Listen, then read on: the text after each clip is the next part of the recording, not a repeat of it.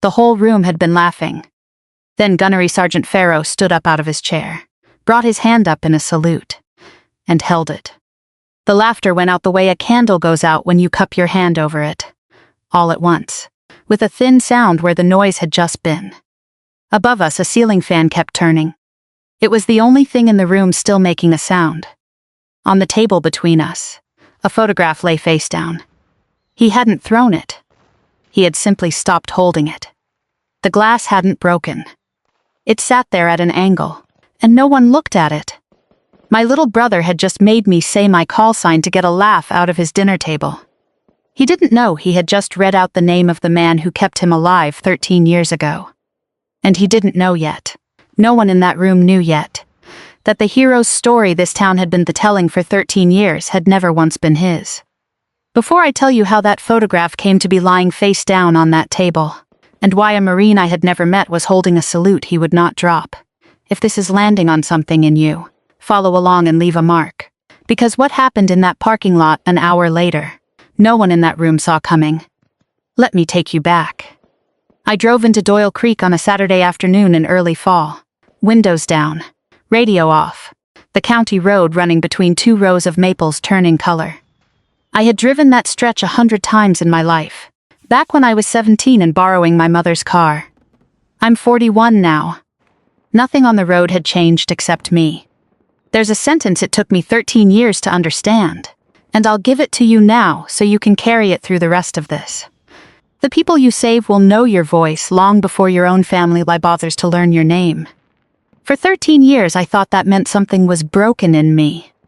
That Saturday night I finally understood it had never been about my flaw. It was about them. I'm a Chief Warrant Officer 4 in the United States Army. I fly Apaches.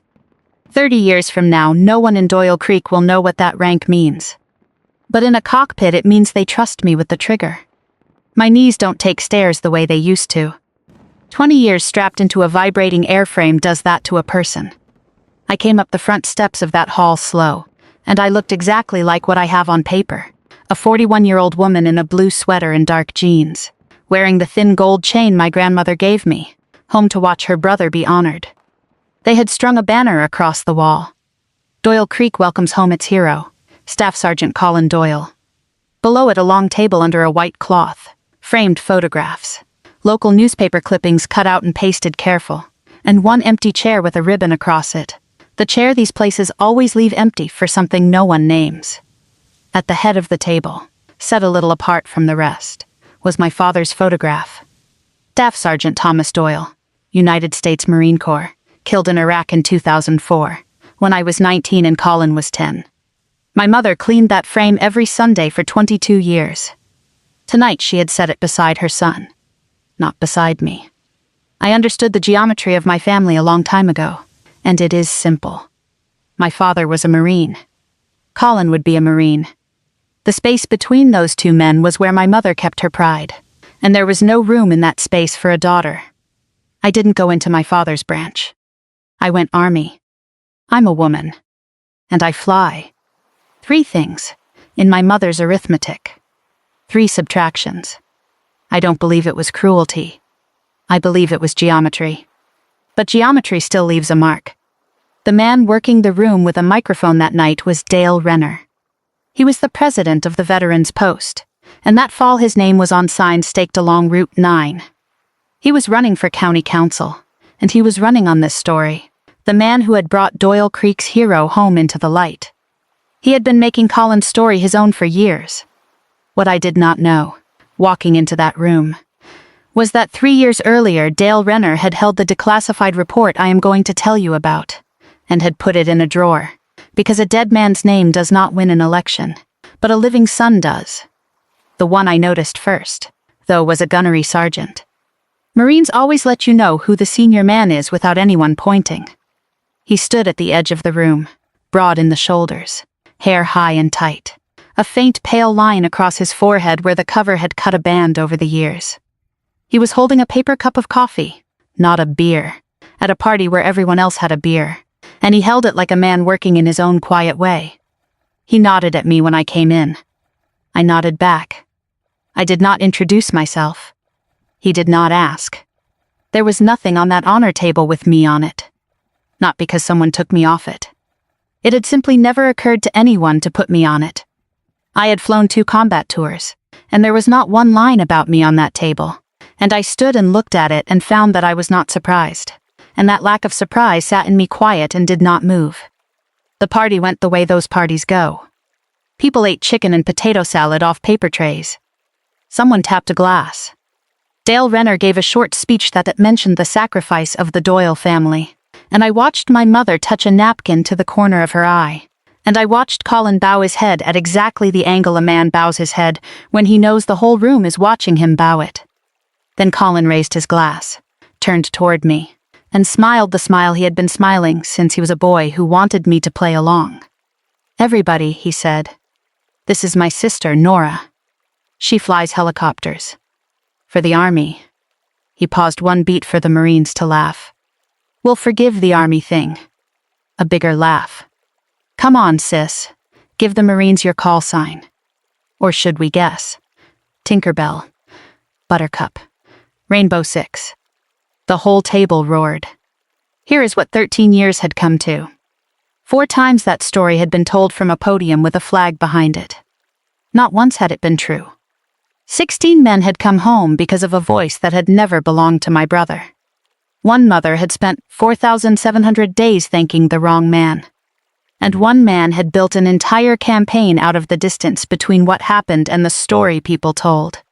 Colin was still waiting for me to play along, giving me the look, the 5-year-old's look, wanting me to let him have this one.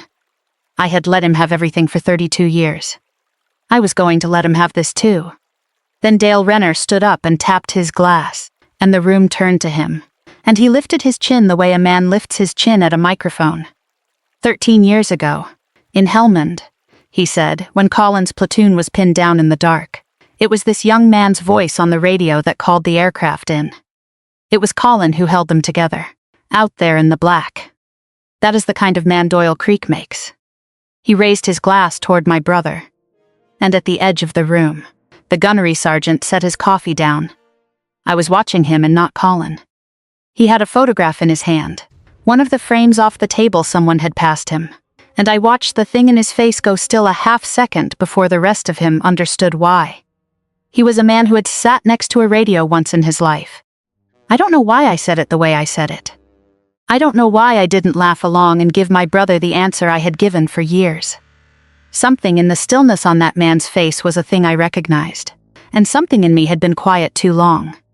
I said, "Nightlight 6. The photograph in his hand hit the table. He didn't throw it. He simply stopped holding it, and the frame met the wood with a flat clack, and the glass did not break, and he did not look at it. He stood the way only men who have stood up under a poncho in the cold 1,000 nights stand up, without a sound. He brought his hand up in a salute, and he held it. The laughter went out like a candle, all at once. That thin sound where the noise had been. And above us, the ceiling fan. A second Marine stood, younger, a sergeant, his face going the pale of a man who has just heard a thing he doesn't dare say out loud. He set his beer down without looking at it, and the foam ran over the lip and down the side, and he didn't notice. He looked at the gunny, and he looked at me, and he said, quiet almost to himself, "Nightlight." One word. It dropped into the middle of the table like a coin dropped. It didn't ring. It just lay there. I returned the salute the way you return it when the man giving it is older than the rank he wears. Slow. Then I said, "Gunny, as you were." He didn't move. "Sit with me." He sat, but he sat last, and he did not sit until I had. Colin never stood. His chair never moved. His smile had frozen halfway, the way a thing freezes mid-motion, and his eyes went from the gunny to me and back to the gunny, and I watched something in him begin to run a piece of arithmetic he had never had to run. No one asked me anything. That is the thing I need you to understand about that room. The soldiers didn't ask. They sat at the posture men hold when they've been trained to wait, and they waited for me to say something. I didn't say anything. Not yet. Because the why of it belonged to a night none of them had ever seen. There is a sound an Apache makes when its gun fires, and it is not the sound the movies give you. The movies give you a long roar. What you actually hear, sitting in the seat with the 30mm cannon going, is a low, even knock, like a heavy door slamming very fast, over and over. A sound you feel more than hear, because the aircraft shakes around it. And the men on the ground, the ones who have been told it is coming, do not cheer. They do not move. They put their cheeks to the dirt, and they listen to that low knock, and they pray. I have squeezed that trigger many times. But here is the thing about flying at night that I need you to understand, because it is the whole of this story. On the ground, they never see you. They only hear you. I sit in the dark above them, behind the thermal glass that turns night into a gray-silver thing, and I see them as warm points on cold ground, the blinking points of the infrared strobes they wear, so I know which ones are friends. They know I'm up there. They don't know who I am. They don't see my face. They don't hear my name. They hear a voice on the radio and a low knock in the dark, and for a man pinned to the ground at night, that voice and that knock are the only light left. That is why I have that call sign. A sergeant in flight school gave it to me after a night flight, and it stuck, and I kept it. Nightlight. The little light you leave on in a child's room so a kid afraid of the dark knows he isn't alone. My brother thought it was a funny name. He wasn't wrong. It is also a funny name, but it is the name of a thing men on the ground pray to hear. My father told me about that once, the spring I turned 18, in the garage, when I told him I wanted to fly. He was a Marine. He had been to Iraq. He wiped the oil off his hands with a rag and looked at me a long moment, and then he said the one thing he ever said to me about it. He said, "The men on the ground will never see your face. They'll never know your name. You do your job anyway. That's the work." I said, "Yes, sir." He let it be. The next year he was dead in Iraq, and I was 19, and I stood in a cemetery in a black dress borrowed from a girl at school, and I did not cry. My father had told me the spring before he died that I would not cry at his funeral, because I was made the way he was made. He was right. For 13 years I could not find a way to prove him wrong on that point. What he could not have known, what no one could have known, is that 13 years after he said it, one of the men on the ground who will never see your face would turn out to be his own son, and that his son would take the work I did that night and wear it like it was his. Here is what happened, on a night in March 2013, in Helmand Province. We were the nearest bird with ordnance when the call came. A Marine infantry platoon on a night patrol had been ambushed from a cluster of mud houses across a dry field. Crossfire. 3 directions. Total dark. We were tasked at 11:40 at night. We were on station 12 minutes past midnight. The voice that came up on the radio to me was the man on the ground running the fire, and I never knew his name. I knew the call sign of his team and I knew the voice, and that voice was one of the calmest voices I have heard in my career. He told me he had 4 wounded. 2 critical. He told me he couldn't fire a flare because the wind was bad and a flare would draw a line straight to his own position. He walked me onto the target with a burn on the ground from his men's tracers, and with his voice, reading me each distance. 200 meters south, low tree line. I'm holding an infrared strobe. Do not shoot through the strobe.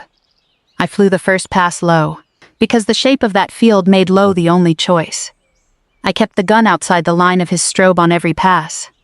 This is the hardest thing my work asks, to put the rounds inside the line that men being shot at have given you, under fuel pressure and inside your own fear. Because the men on the ground do not get to leave the way you get to leave. That calm voice stayed with me through 3 passes. And somewhere between the second pass and the third, that voice exposed itself to read me the last distance clean, and it went quiet. Not quiet because the work was done. Quiet the way a radio goes quiet when the man holding it stops holding it. The ambush broke. The platoon lived. They carried their people out around 20 past 1 in the morning. I was out ammunition on the 3rd pass, and I stayed on station until the extraction was complete, because the Apache is built to stay even when it has nothing left to fire, and I was raised to stay.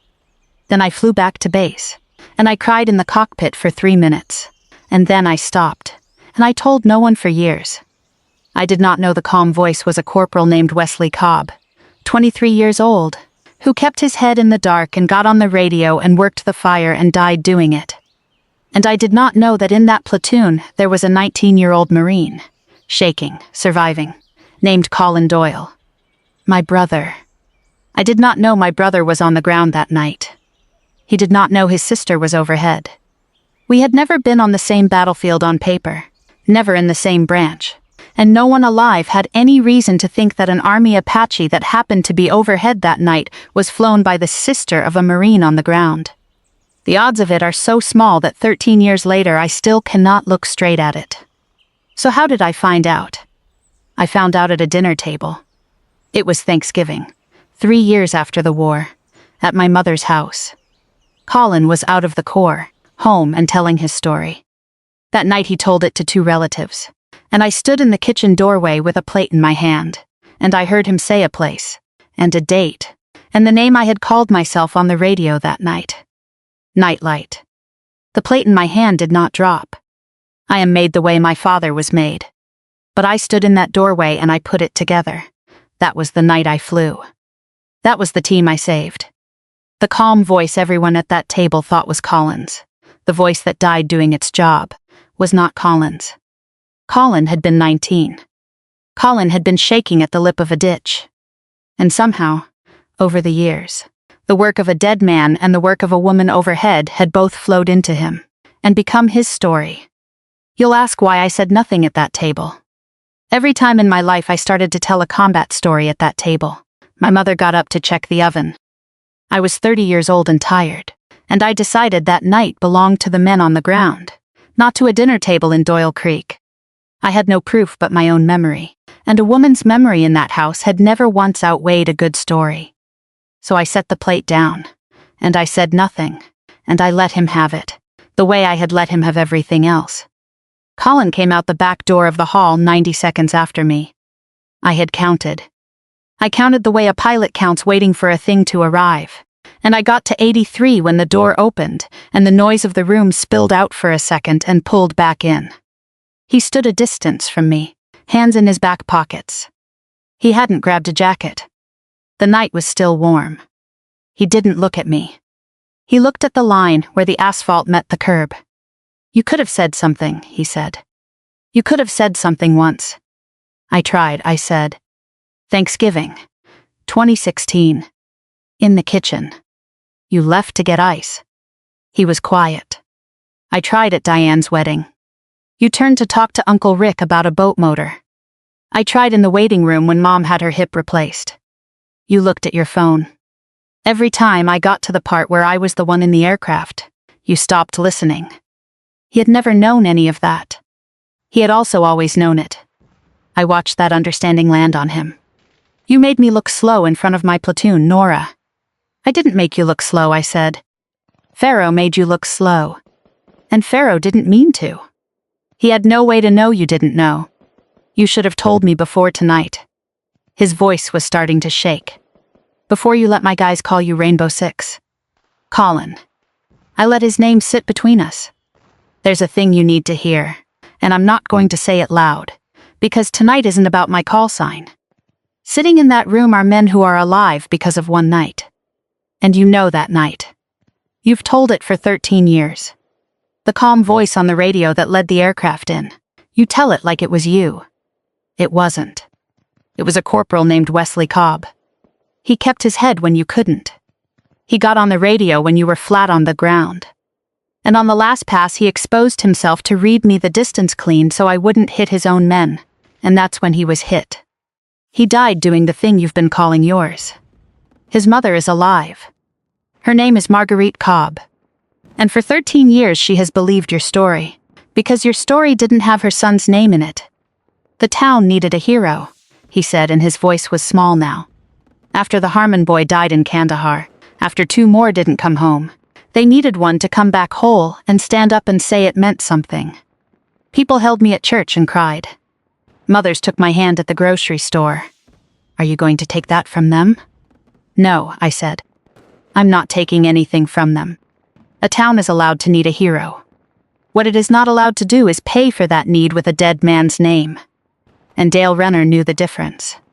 He had the report 3 years ago. He read it, and he put it in a drawer, because your story had no dead corporal in it to slow down his campaign. Colin sat down on the curb. He didn't decide to. His legs just stopped holding him.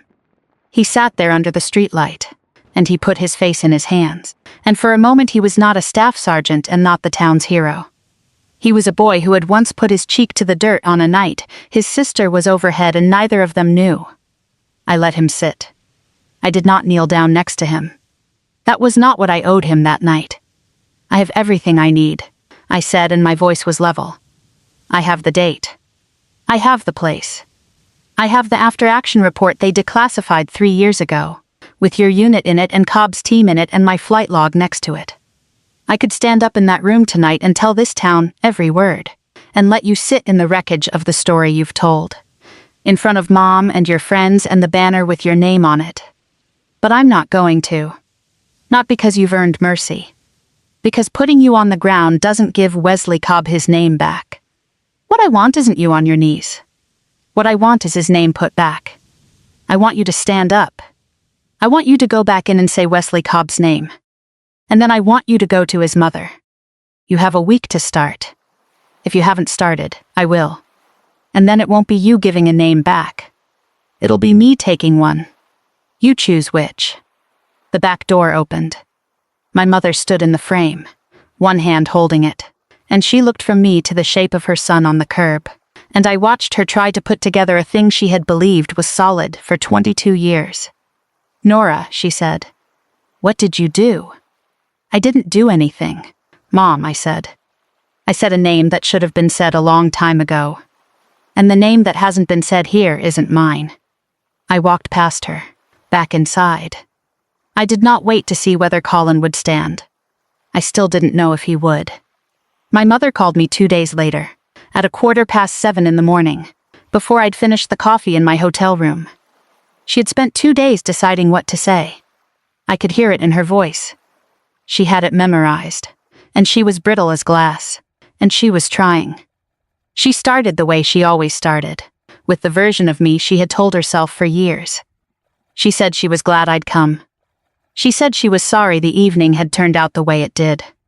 She used the words "turned out," as if it had turned out on its own, as if no one had done anything. Why couldn't you just tell him quietly, Nora? You could have made it easy on him. I tried, Mom. For 13 years. You humiliated your brother in front of the whole town. He humiliated himself, I said. I didn't put that name in his mouth. I read my call sign when he asked.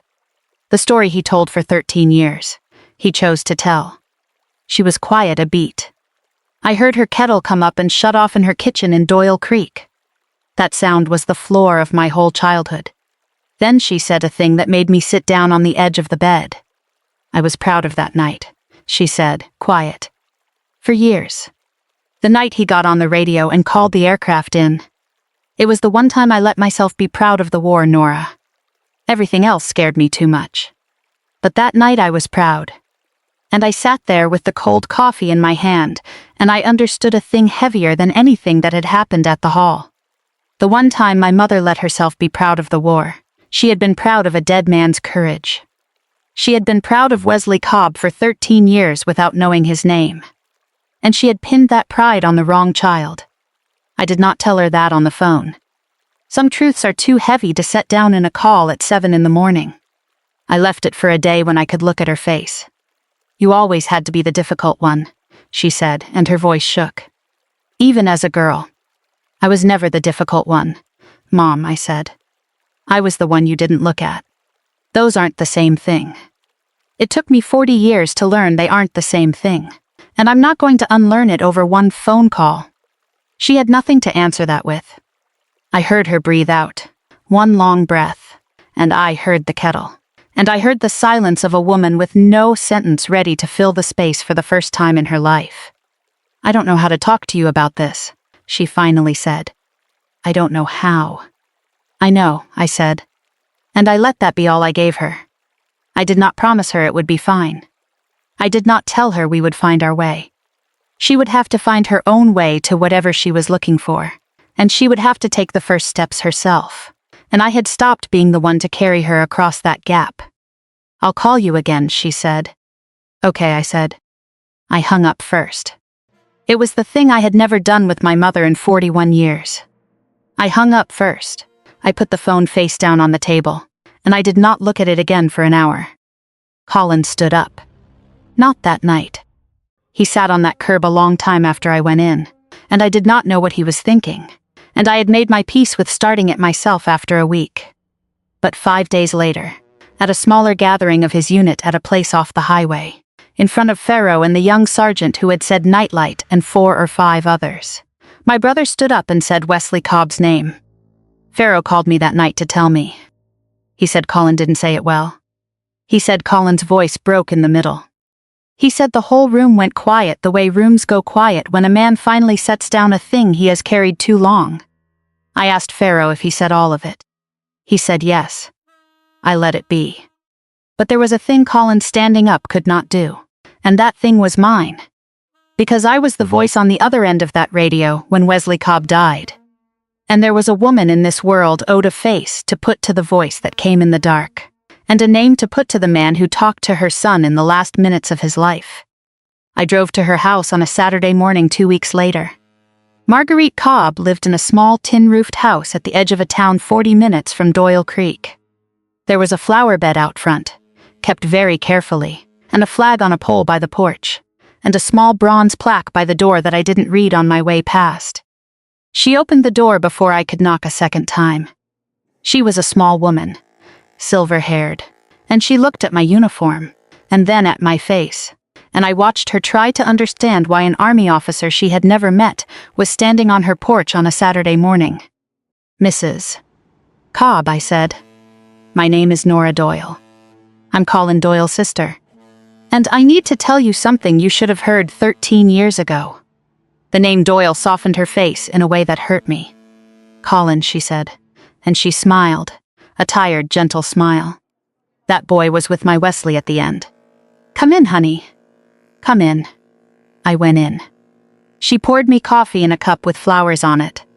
On the mantel there was a folded flag in a wooden triangle, and beside it a photograph of a young Marine, a young man with a broad, open face, exactly the kind of face I had built in my head for 13 years out of a team call sign and a calm voice and a silence on the radio. He looked exactly the way he should have looked at 23, and that was a thing I had never been able to picture until that moment. I set the cup down. "Mrs. Cobb, I need you to know, before I go on, that what I'm about to say doesn't take anything from your son. It gives it back. Colin wasn't with Wesley at the end the way you were told. That night in Helmand, their team was ambushed in the dark, and the man who kept his head, who got on the radio, who led the aircraft in and worked the fire that saved everyone else, that was Wesley. Your son, not Colin." She said nothing. She put both hands around her cup. "And the aircraft overhead that night," I said, and I had to clear my throat, "was mine. I was the voice on the other end of that radio. Wesley talked to me through 3 passes. He read me every distance, calm, clear, while he was being shot at from 3 directions.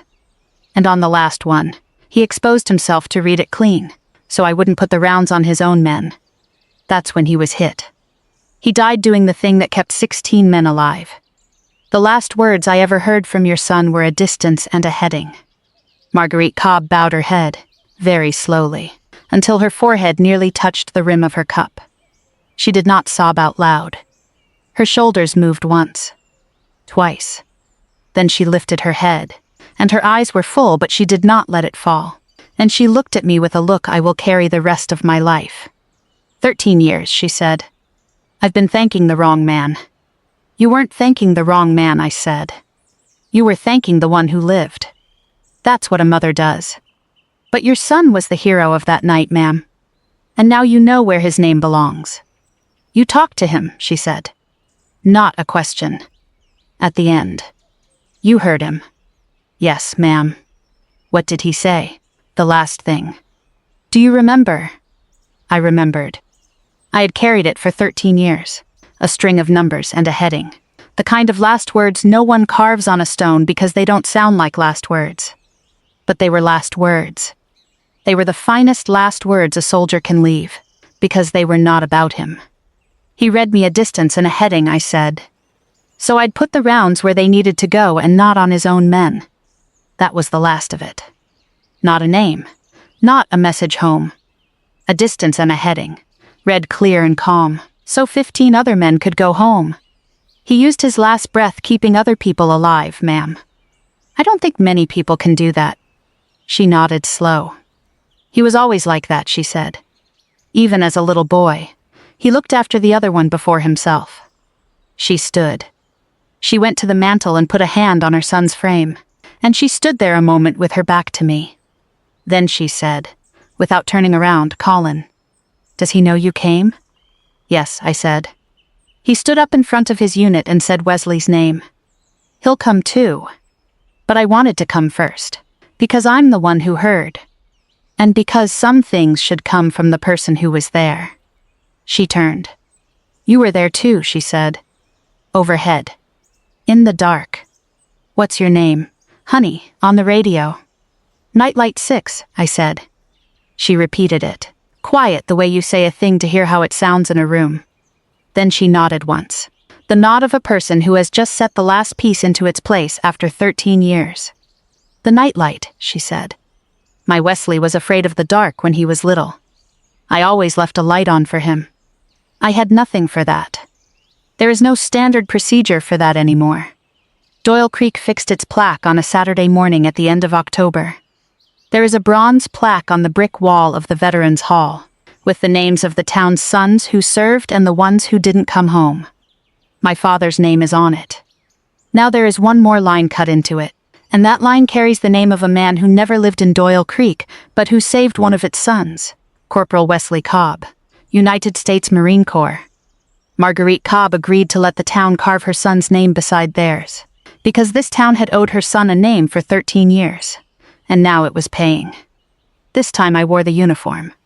Dress coat, ribbons on my chest, cover under my arm. I let it be seen, because the man who spent his life teaching me to work unseen was also the man who taught me that some ceremonies aren't for you. They're for the people standing there watching. Marguerite Cobb sat in the front row. Pharaoh was there in his dress blues, with the young sergeant and 2 other men who had driven in from 3 states. My mother was there. She sat a few rows back, alone, and she had not said much to me in 6 weeks, and I did not know how far she had gotten inside her own head, and I had decided not to fix that for her. Colin was there. He did not stand up front.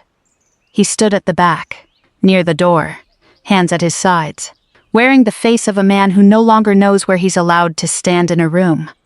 Dale Renner was not there. He had withdrawn from the county race within 6 weeks. His campaign returned $94,000 in donations. In the last poll before he pulled out, he stood at 4%. The signs with his name on them came down along Route 9 before Thanksgiving. The man who had spent 3 years keeping a name from being said had built everything he was on the distance between the truth and the story. And when the truth was finally said out loud, that distance closed on top of him. I found out later why he had buried it. Renner had served. Peacetime. 3 years. Never a shot fired in anger. He had spent the rest of his life in a town that measured its men by a war he had missed. Colin's story was the closest he ever got to standing in the valor he had wanted and never earned. He didn't invent the lie. He found it, and he fed it.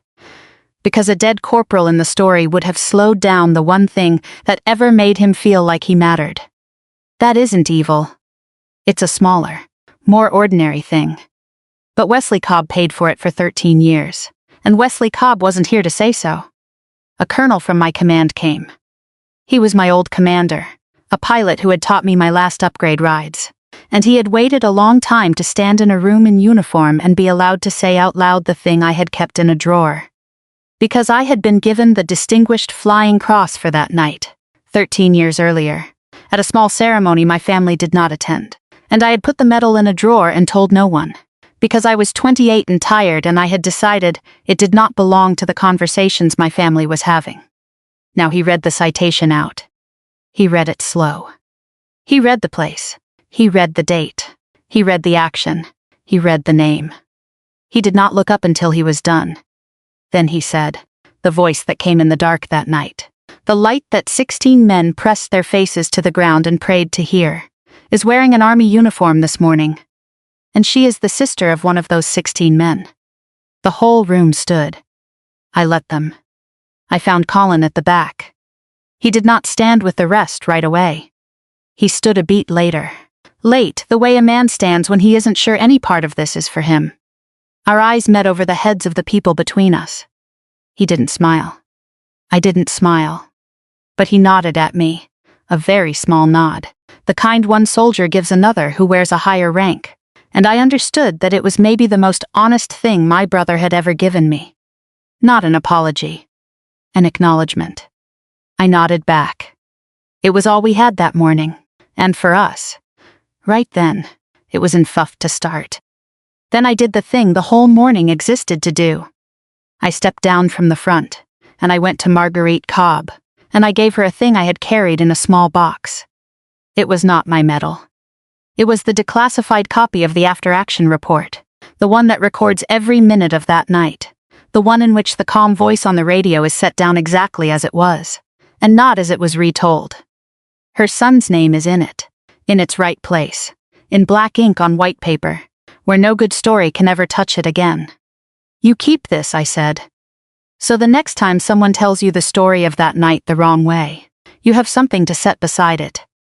She took it in both hands. She didn't open it. She already knew what was in it. She just held it, the way you hold a thing given back to you after you had stopped hoping it would come. You're still here, which means you're someone who has lived through something like this. I know that, because people who have never lived through a thing like this don't stay to the end of a story this long. If you have spent your life the quiet one in the house, while someone louder stood in the place where your work should have stood, I want to tell you one thing. The people who truly know your worth are usually not the ones who taught you to make yourself small. They are the ones whose lives were changed by what you did, even though they never saw your face, never knew your name.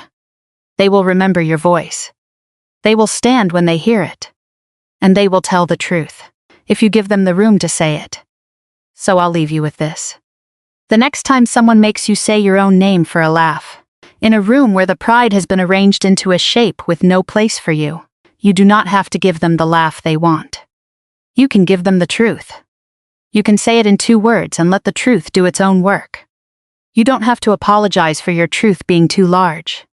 You don't have to make yourself small so the joke has time to land. And to those of you who have been called the difficult one your whole life, only because you were quiet in a place where someone else should have been paying attention to you, quiet is not a flaw. It does not mean you have nothing to say. Sometimes it only means you learn to do your work without an audience. Like the people who work in the dark above a battlefield.